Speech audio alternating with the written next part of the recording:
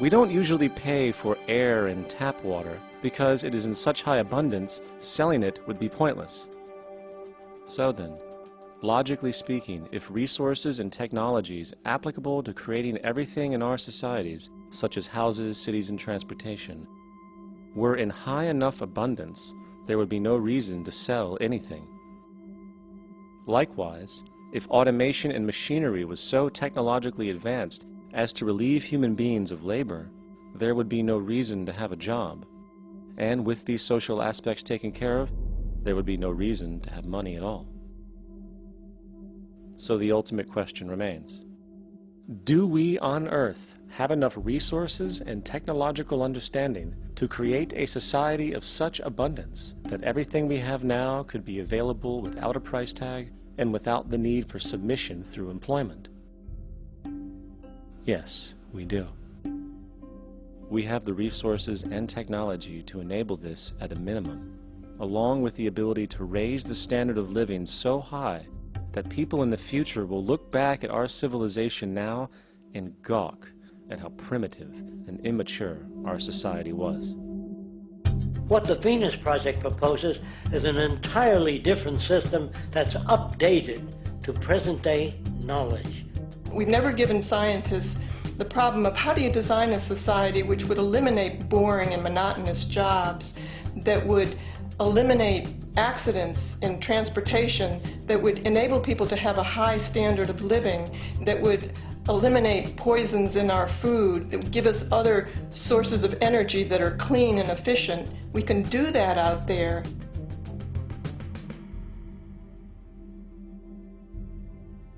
The major difference between a resource-based economy and a monetary system is that a resource-based economy is really concerned with people and their well-being, where a monetary system has become so distorted that the concerns of the people are really secondary, if they're there at all.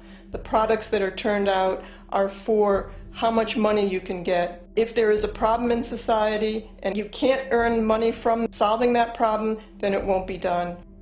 The resource-based economy is really not close to anything that's been tried.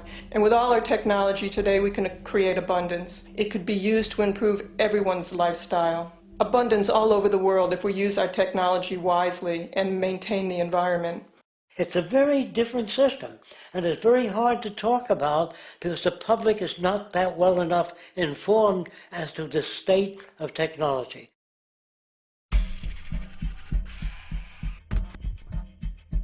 At present, we don't have to burn fossil fuels. We don't have to use anything that would contaminate the environment. There are many sources of energy available. Alternative energy solutions pushed by the establishment, such as hydrogen, biomass, and even nuclear, are highly insufficient, dangerous, and exist only to perpetuate the profit structure that industry has created. When we look beyond the propaganda and self-serving solutions put forth by the energy companies, we find a seemingly endless stream of clean, abundant, and renewable energy for generating power. Solar and wind energy are well known to the public, but the true potential of these mediums remains unexpressed.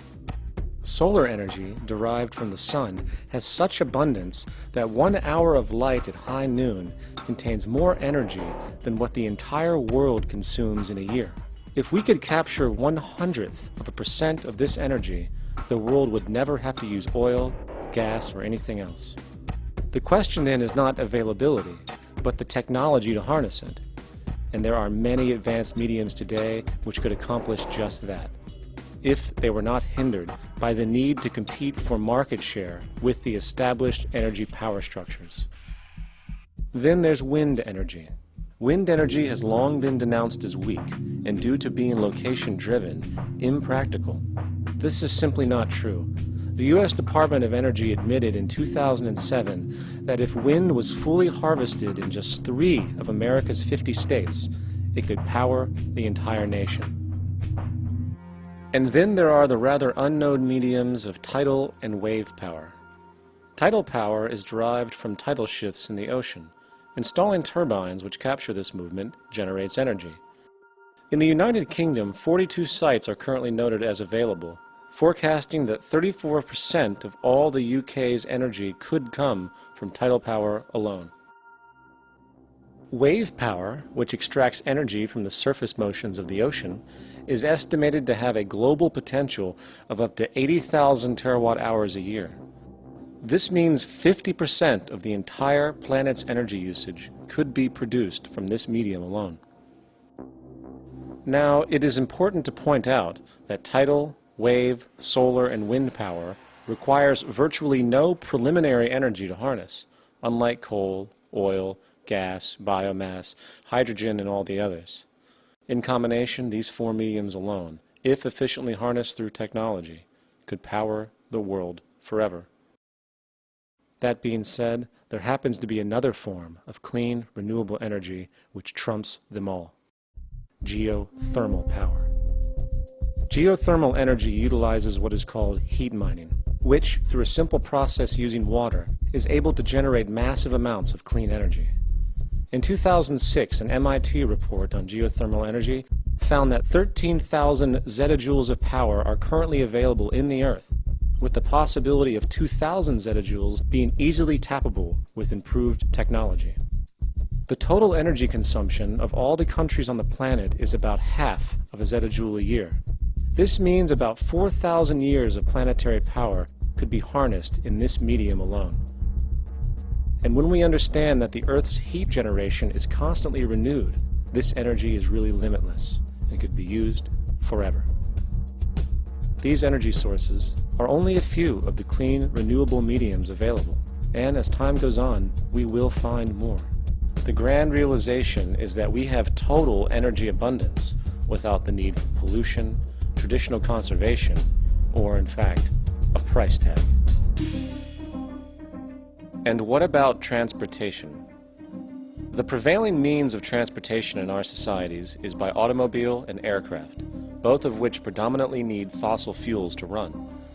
In the case of the automobile, the battery technology needed to power an electric car that can go over 100 miles an hour for over 200 miles on one charge exists, and has existed for many years.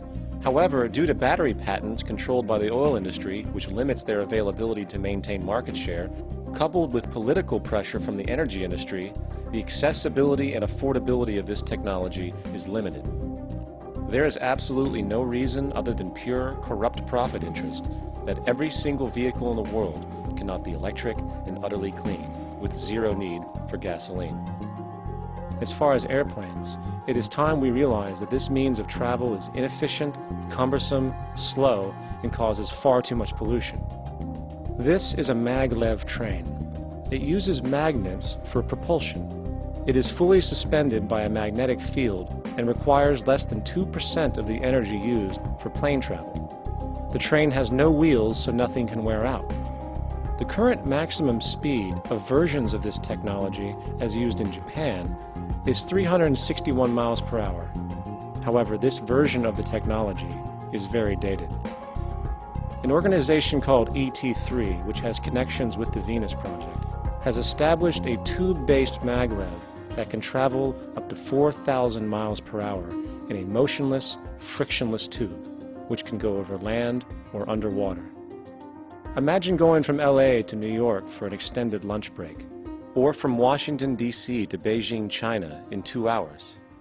This is the future of continental and intercontinental travel: fast, clean, with only a fraction of the energy usage we use today for the same means. In fact, between maglev technology, advanced battery storage, and geothermal energy, there would be no reason to ever burn fossil fuels again. And we can do this now if we were not held back by the paralyzing profit structure. Now, America is inclined toward fascism. It has a propensity, by its dominant philosophy and religion, to uphold the fascist point of view. American industry is essentially a fascist institution. If you don't understand that, the minute you punch that time clock, you walk into a dictatorship. We're given notions about the respectability of work, and I really look at it as being paid slavery. They're brought up to believe that You shall earn your living by the sweat of your brow. That holds people back, freeing people from drudgery, repetitive jobs which make them ignorant. You rob them. In our society, that is a resource-based economy, machines free people. You see, we can't imagine that because we've never known that kind of world. If we look back at history, we see a very clear pattern of machine automation slowly replacing human labor. From the disappearance of the elevator man to the near full automation of an automobile production plant, the fact is, as technology grows, the need for humans in the workforce will continually be diminished. This creates a serious clash, which proves the falseness of the monetary-based labor system. For human employment is in direct competition with technological development. Therefore, given the fundamental priority of profit by industry, people through time will be continually laid off and replaced by machine. When industry takes on a machine, instead of shortening the workday, they downsize. You lose your job. So you have a right to fear machines. In a high-technology, resource-based economy, it is conservative to say that about 90% of all current occupations could be phased out by machines, freeing humans to live their life without servitude, for this is the point of technology itself. And through time, with nanotechnology and other highly advanced forms of science, it is not far-fetched to see how even complex medical procedures could be performed by machines as well, and based on the pattern, with much higher success rates than humans get today. The path is clear, but our monetary-based structure, which requires labor for income, blocks this progress, for humans need jobs in order to survive. The bottom line is that this system must go, or we will never be free, and technology will be constantly paralyzed. We have machines that clean out sewers. It frees a human being from doing that. So look at machines as extensions of human performance. Furthermore, many occupations today will have simply no basis to exist in a resource-based economy, such as anything associated with the management of money, advertising, along with the legal system itself. For without money, a great majority of the crimes that are committed today would never occur. Virtually all forms of crime are a consequence of the monetary system, either directly or by neuroses inflicted through financial deprivation. Therefore, laws themselves could eventually become extinct. Instead of putting up a sign, drive carefully, slippery when wet, put abrasive in the highway so it's not slippery when wet. And if a person gets in a car that's drunk and the car oscillates a great deal, there's a little pendulum that swings up and back, and that'll pull the car over to the side. Not a law solution. Put sonar and radar in automobiles so they can't hit one another. Man-made laws are attempts to deal with occurring problems, and not knowing how to solve them, they make a law. In the United States, the most privatized, capitalist country on the planet, it should come as no surprise that it also has the largest prison population in the world, growing every year. Statistically, most of these people are uneducated and come from poor, deprived societies. And, contrary to propaganda, it is this environmental conditioning which lures them into criminal and violent behavior. However, society looks the other way in regard to this point. The legal and prison systems are just more examples of how our society avoids examining the root causes of behavior. Billions are spent each year on prisons and police, while only a fraction is spent on programs for poverty, which is one of the most fundamental variables responsible for crime to begin with. And as long as we have an economic system which prefers and in fact creates scarcity and deprivation, crime will never go away.